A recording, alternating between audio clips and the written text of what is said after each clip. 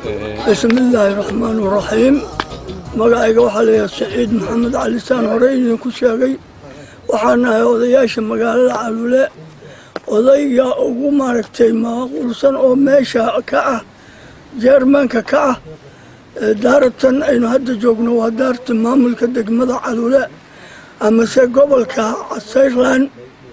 insha Allah way noqon doontaa taariikhdeedana waxaa la dhisay 1935 waxaana dhisay Talyaaniga oo ahaa dawladda fajistada Mussolini waqtigiisa ka talinaysa dalka Talyaaniga waa mahadsantahay ya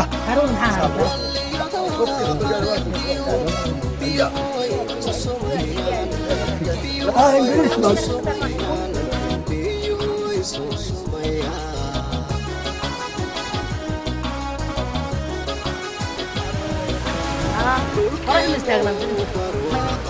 dhankayga bidixda iga mara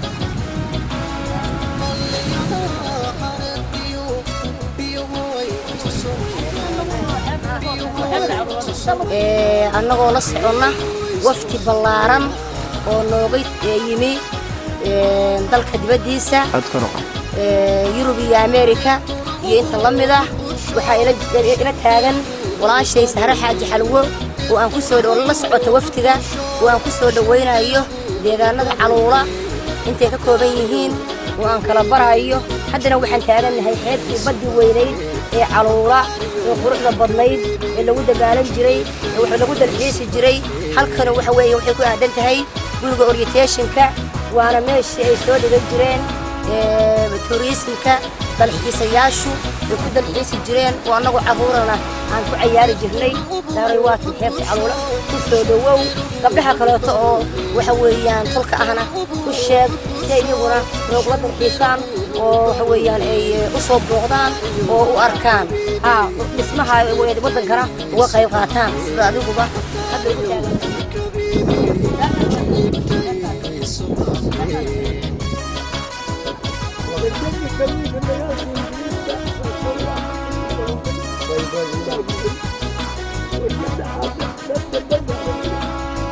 تاريخ